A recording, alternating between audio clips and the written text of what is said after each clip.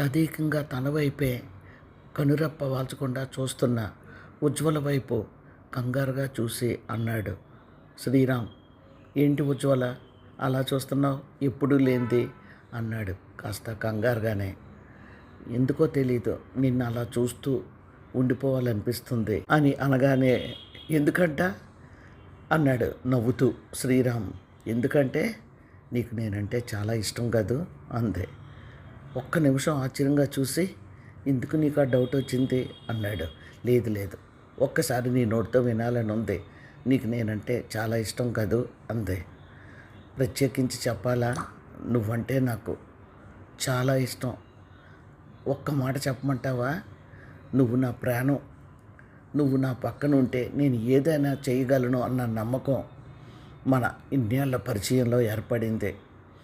నేను ఉద్యోగాలకి చాలా అప్లై చేస్తున్నాను.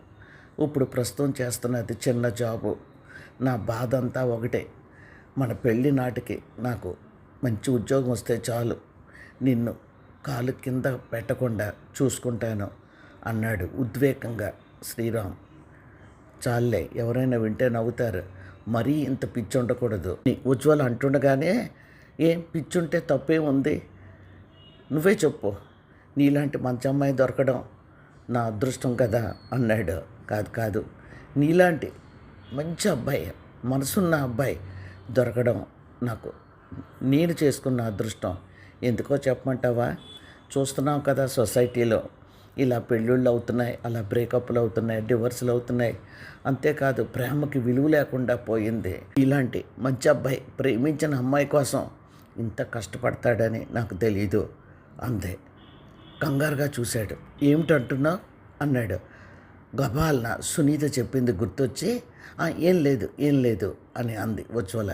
మీరు డీటెయిల్డ్గా వినాలనుకుంటే మీతో కాసేపు నేను ఛానల్లో లాంగ్ వీడియో పెడతాను, చూడండి. రోజు ఒక్కొక్క పార్ట్ చెప్పండి. ఏమంటే ఇదేనేమో ఆడియో వస్తుంది.